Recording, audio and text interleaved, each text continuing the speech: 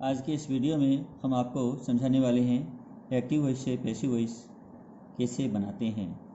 तो देखिए, आज का सबसे पहला है he is to write a story. उसे एक कहानी लिखनी है, उसे कहानी लिखनी है, लिखा नहीं है, लिखेगा नहीं, लिखनी है, इस प्रकार का है। लेकिन अब इसमें क्या है कि टू इन्फिनेटिव दिया है, इसमें टू राइट लिखा है, लिखना है। ही इज़ टू राइट, उसे लिखना है, क्या लिखना है? स्टोरी, कहानी। अब इसको पैसिव वॉइस बनाएंगे तो हमें क्या करना होगा? ऑब्जेक्ट है ये वर्ब के बाद में ये ऑब्जेक्ट है स्टोरी। अब इसको सब्जेक्ट बना देंगे, ए स्टोरी, ए स्टोरी। अब कहानी एक ही है तो इजी लगाएंगे, एक स्टोरी इज टू। अब टू का टू भी कर दीजिएगा, राइट का रिटर्न कर दीजिएगा, return, WRITTEN, return. A story is to be return, कहानी लिखी जानी है। किसके द्वारा? अब यहाँ बाय लगाना होगा, बाय लगा करके अब ही का ऑब्जेक्ट क्या होता है? हिम, बाय हिम, उसके द्वारा। तो इसमें अर्थ में परिवर्तन नहीं है। वाक्य को एक्टिव में लिखा हुआ था, इसको हमने पैसिव में लिखा है, लेकिन अर्थ इसका नहीं बदलेगा, अर्थ बदलेगा नहीं। तो he is to write a story, उसे कहानी लिखनी है। A story is to be written, कहानी लिखी जानी है, बाय हिम, उसके द्वारा। ये हुआ। देखिए इसके अगला वाक्य, सी हैज़ टू कुक फूड, उसे भोजन पकाना है, फॉर दी गेस्ट, अतिथियों के लिए, मेहमानों के लिए। ठीक है। अब इसमें क्या है कि आपको वाक्य को पूरे को नहीं बल्कि इतने को ही देखना है, इसका ऑब्जेक्ट कहाँ है। ऑब्जेक्ट ये है, वर्ब के बाद में ऑब्जेक्ट होता है। तो फूड को लिखना होगा, तो सबसे पहले पहला अक्षर जो है पहली सिटी का नोट करेंगे आप, फूड। अब फूड एक वचन है तो आप हैज़ का हैज़ ही लगा देंगे। अगर ये बहुवचन में होता तो हैव करना पड़ता। तो हैज़ टू है, हैज़ टू यहाँ दिया, जो हैज़ टू दिया है तो आप हैज़ टू का हैज़ टू भी कर दीजिएगा। और कुक का क्या होगा? कुकड, इसको कुकड कर दीजिएगा। तो ये इतना बना। तो food has to be cooked. अब इसमें क्या है कि she has to cook food, उसे भोजन पकाना है, फॉर द गेस्ट, अतिथियों के लिए, उसे मेहमानों के लिए भोजन पकाना है। तो भोजन को पकाना है, तो भोजन को क्या होना है? पकाया जाना है। तो food has to be cooked, food has to be cooked, भोजन पकाया जाना है, भोजन को पकाया जाना है। अब किसके लिए? For the guest. अब यहाँ लिख दीजिएगा फॉर दी, ये बचा हुआ जो हिस्सा है ये इसके बाद लिखते हैं, for the guest, for the guest, अतिथियों के लिए। किसके द्वारा? अब ये बाय लिख करके, अब सी का ऑब्जेक्ट क्या होता है? हर, ये लिख दिया, हर, पूरा हुआ वाक्य। अब क्या करना है? Food has to be cooked for the guest by her, उसके द्वारा अतिथियों के लिए भोजन पकाया जाना है। अब ये हुआ। देखिए अगला, सी हैज़ लुक्ड, दोबारा सुन लीजिए, सी हैज़ लॉक्ड द गेट, उसने दरवाजे को बंद कर दिया है। सी हैज़ लॉक्ड द गेट, उसने दरवाजे को ताला लगा दिया है, या फिर यूँ कहे कि उसने दरवाज़ा बंद कर दिया है। तो यहाँ से ये ऑब्जेक्ट है, तो इसको हम क्या करेंगे? सब्जेक्ट बना देंगे, दी गेट, दी गेट। अब गेट एक वचन है तो हम एक वचन को एक वचन के अनुसार ही लेते हैं, हैज़ का हैज़ ही लग जाएगा। अब ये का परफेक्ट है, प्रेजेंट का परफेक्ट है, तो प्रेजेंट के परफेक्ट टेंस में क्या है? चाहे प्रेजेंट का हो, चाहे पास्ट का हो, चाहे फ्यूचर का हो, परफेक्ट होगा तो बिन लगेगा, और बिन के बाद में थर्ड फॉर्म का यूज होगा। जैसे इसमें लॉक्ड दिया है, LOCKED, लॉक्ड। ठीक है। The gate has been locked, दरवाज़ा बंद कर दिया गया है, दरवाज़ा बंद किया जा चुका है। अब किसके द्वारा? किसने बंद किया है?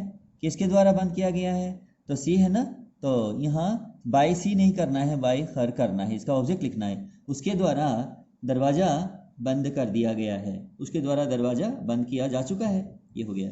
अब देखते हैं अगला sentence, they will have built the bridge, वे पुल का निर्माण कर चुके होंगे, वे ब्रिज बना चुके होंगे। तो ये हुआ। अब वर्ब के बाद में क्या है? द ब्रिज, द ब्रिज में नहीं पुल होता है, तो यहाँ लिखिएगा the bridge, the bridge, the bridge. अब इसमें एक वचन बहुवचन की बात नहीं रही है, विल का विल लगाइएगा। और इसमें ये परफेक्ट है, फ्यूचर का परफेक्ट है, तो इसमें विल हैव करके, उसमें विल हैव करने के बाद में आपको बिन लगाना होगा, विल विल हैव बीन करके आगे आपको बिल्ट लगाना है, बिल्ट अपने आप में थर्ड फॉर्म है, बिल्ट। अब इसमें क्या लिखा है, they will have built the bridge, वे पुल का निर्माण कर चुके होंगे। The bridge will have been built, पुल का निर्माण किया जा चुका होगा। अब किसके द्वारा, बाय देम, ये लिखने की आवश्यकता नहीं है क्योंकि ये किसी का नाम नहीं है, दे अनइम्पॉर्टेंट सब्जेक्ट होता है और इतना ही इसका पैसिव वॉइस से बनेगा। तो इसमें हो गया पैसिव वॉइस आपका, the bridge will have been built, पुल का निर्माण किया जा चुका होगा। ऐसा है कि पैसिव वॉइस क्यों बनाते हैं, पैसिव वॉइस में सब्जेक्ट पर बल नहीं दिया जाता है जितना काम पर बल दिया जाता है, ठीक है ना, काम दिखाया जाता है और ये किसने किया ये महत्वपूर्ण नहीं होता है, काम क्या किया गया है ये यही महत्वपूर्ण होता है। महत्वपूर्ण चीज़ है काम, तो काम पर बल दिया गया है। देखिए आगे, he is going to prepare coffee, वह कॉफ़ी तैयार करने जा रहा है या वह कॉफ़ी तैयार करने वाला है, ये हुआ। गोइंग टू का मतलब होता है वाला है या फिर करने, ऐसा करने वो जा रहा है ऐसा हो जाता है, या वो करेगा ऐसा, ये भी है, फ्यूचर भी है ये। तो देखते हैं कॉफ़ी को लेते हैं यहाँ। अब ये हो गया कॉफ़ी, कॉफ़ी एक वचन है तो क्या करेंगे, इज लगा देंगे, गोइंग का गोइंग लगा देंगे क्योंकि ये फ्यूचर, ये जो है भविष्य को दर्शा रहा है लेकिन ये कंटिन्यूस है, लेकिन कंटिन्यूस वो कंटिन्यूस जैसे वो प्रेजेंट कंटिन्यूस है या फिर पास्ट कंटिन्यूस, वो वाली बात नहीं है क्योंकि उसमें कंटिन्यूस को हम बीइंग करके थर्ड फॉर्म लगाते हैं, इज बीइंग करते हैं, तो ऐसा इसमें नहीं है। अब बीइंग के स्थान पर गोइंग का गोइंग ही लगाना पड़ेगा।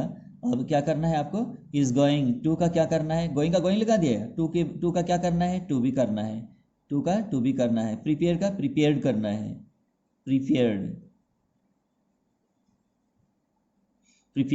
Coffee is going to be prepared, coffee को बनाया जाने वाला है, कॉफ़ी को बनाया जाने वाला है, तो ये हो गया, कॉफ़ी को बनाया जाएगा या कॉफ़ी को बनाया जाने वाला है, कॉफ़ी बनाई जाने वाली है। अब किसके द्वारा, अब लगाएंगे बाय लगा करके, ही का ऑब्जेक्ट क्या होता है, हिम, बाय हिम, ठीक है, ये हो गया, उसके द्वारा कॉफ़ी बनाई जाने वाली है, ये हो गया। तो इसको इस तरह से बनाएं क्योंकि ये गोइंग टू आगे इन्फिनेटिव है, गोइंग टू इन्फिनेटिव जब आता है, इन्फिनेटिव का मतलब है टू प्लस में फर्स्ट फॉर्म, ठीक है, इसी को कहते हैं इन्फिनेटिव। तो गोइंग टू इन्फिनेटिव जब होता है तो हमें गोइंग का गोइंग रखना पड़ता है और आगे टू का टू भी कर दीजिएगा और आगे इन्फिनेटिव का थर्ड फॉर्म बना दीजिएगा, ये होता है इसका। आगे देखिए, some people do not eat onions, कुछ लोग प्याज नहीं खाते हैं।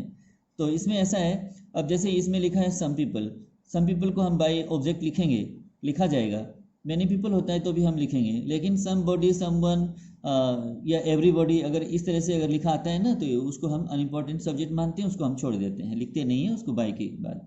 देखिए, some people do not eat onions, तो ऑनियन से एक ये ऑब्जेक्ट है इसका, ठीक है ना, ये सेकंड में क्रिया उसके बाद ऑब्जेक्ट लिखा है, तो ये ऑनियंस हो गया। ऑनियंस बहुवचन में है, ऑनियंस, तो इसमें ये प्रेजेंट का इंडेफिनेट है, नेगेटिव, ठीक है, तो इसका पैसिव वॉइस बनाएंगे तो ऑनियंस अपने आप में बहुवचन है तो आर लगाएंगे इसका, आर, और उसके बाद में नॉट का नॉट लगा देंगे, नॉट का नॉट लगा देंगे, लगा दिया, डू का कुछ नहीं बनेगा, डू को हटाना पड़ेगा, ठीक है। ऑनियंस आर नॉट, अब क्या होगा, ईट का क्या थर्ड फॉर्म होता है, ईटन, ईटन हो गया, ये हो गया ईटन, ठीक है। ऑनियंस आर नॉट ईटन, प्याज नहीं खाया जाता है, अब क्या करना होगा, बाय सम पीपल, कुछ लोगों के द्वारा, ठीक है, बाय सम पीपल होता है या फिर बाय मैनी पीपल होता है तो भी हमें लिखना पड़ेगा, बाय सम पीपल, कुछ लोगों के द्वारा प्याज नहीं खाए जाते हैं, ये हुआ। तो इसके बाद देखिए अगला, एवरीबॉडी, ये भी अनइम्पोर्टेंट सब्जेक्ट है, इसको भी लिखा नहीं जाएगा। एवरीबॉडी टेक्स टी, प्रत्येक व्यक्ति चाय पीता है, इन द मॉर्निंग, सुबह के समय, प्रत्येक व्यक्ति सुबह चाय पीता है, तो अब क्या होता है, और वर्ब के बाद में क्या है, ऑब्जेक्ट है ये टी, और ये टी अपने आप में एक तरल चीज़ है, ये इसमें एक वचन बहुवचन का मतलब नहीं है, सिर्फ सिंगुलर ही होता है, ये एक वचन ही होता है, ठीक है, बहुवचन इसका नहीं बनता कभी, तो ये लिक्विड है। तो टी इज, टेंस कौन सा है, ये प्रेजेंट का इंडेफिनेट, आपको टेंस यहाँ से पता चलेगा, वर्ब को देखोगे तो टेंस का पता चलेगा क्योंकि टेंस की जानकारी हमें दो ही तरफ से मिलती है, या तो एडवर्ब से मिलती है जानकारी या फिर हमें मिलती है वर्ब से, ठीक है ना। वर्ब टेंस की जानकारी देता है कि कौन से टेंस में होगा, या फिर एडवर्ब होता है वो जानकारी देगा, या कोई साथ वाला वाक्य होता है तो वो भी उसकी जानकारी दे देता है, क्योंकि संगति से पता चलता है वो कौन सी संगति में है। देखिए आगे, टी इज, अब टेक का क्या होगा, taken, TAKEN, T is taken, चाय पी जाती है, ठीक है ना। पीने वाले कौन है, तो इसमें ये किसी का नाम नहीं है, इसको छोड़ दिया जाएगा, बाय एवरीबॉडी नहीं करनी है। तो अब बच गया हमारे पास में इन दी मॉर्निंग, तो हम लिखेंगे यहाँ इन दी मॉर्निंग, इन दी मॉर्निंग। क्लियर हुआ वाक्य। तो T is taken in the morning, सुबह के समय चाय पी जाती है। तो पीने वाले कौन है, ये सभी लोग हैं ना, तो ये अनइम्पॉर्टेंट सब्जेक्ट है, इसको लिखने की आवश्यकता नहीं है। अब आगे देखिए सेंटेंस है, डू योर वर्क, अपना काम करो। तो ये वर्ब है और ये पॉजेसिव एडजेक्टिव है और ये नाउन है, ठीक है। वर्क नाउन है यहाँ, न कि वर्ब, ठीक है, वर्ब नहीं है। तो इतना। अब इसमें ऐसे वाक्य जो है हम लेट से शुरू करते हैं, किससे शुरू करेंगे, लेट से। लेट का मतलब है ऐसा होने दो, ऐसा करने दो, ठीक है ना, इजाज़त देने के लिए हम लेट का यूज़ करते हैं, ठीक है। तो लेट, अब इसमें क्या है कि अपना काम करो, यानी तुम, सामने वाले व्यक्ति को कहा जा रहा है कि तुम अपना काम करो। तो let your work, let your work, तो इसमें पॉजेसिव एडजेक्टिव को साथ में लेके और नाउन को लिखेंगे, लेट योर वर्क, क्योंकि लेट के बाद में हम क्या ऑब्जेक्ट को नोट करते हैं, ऑब्जेक्ट लिखते हैं हमेशा, ठीक है, ऑब्जेक्टिव कैसे लिखते हैं। तो लेट योर वर्क, अब क्या होगा, अब लिखेंगे आगे बी के बाद में क्या होगा, डू का थर्ड फॉर्म क्या होता है, डन, ये हो गया डन, ठीक है ना, अब ये डन हो गया। अब इसके बाद में और कुछ भी बचा हुआ नहीं है। अब यहाँ क्या है कि इसमें लिखा है कि डू योर वर्क, अपना काम करो, तो कि फर्स्ट पर्सन है, सेकंड पर्सन से कहा है कि अपना काम करो, ठीक है। तो इसमें इसका पैसिव हो जाएगा, let your work be done, अपना काम किया जाए, यानी अपना काम करो, इसका भी वही अर्थ है, अपना यानी तुम्हारा काम किया जाए, यानी अपना काम किया जाए। अब करने वाला कौन है, अब लिखो तो बाई यू लिख दो, नहीं लिखो तो कोई ज़रूरी नहीं है, तो इसमें तो है नहीं, तो बाई यू हम क्यों करेंगे, नहीं करें तो ठीक है, इतना काम हो गया इतना। तो let your work be done, ये हुआ कंप्लीट सेंटेंस। तो आज का मुझे उम्मीद है कि आपको ये पूरा वीडियो समझ में आ गया होगा, पसंद आया है तो लाइक कीजिएगा, मेरे इस वीडियो को अधिक से अधिक शेयर कीजिएगा और मेरे चैनल को सब्सक्राइब कीजिएगा। Thank you.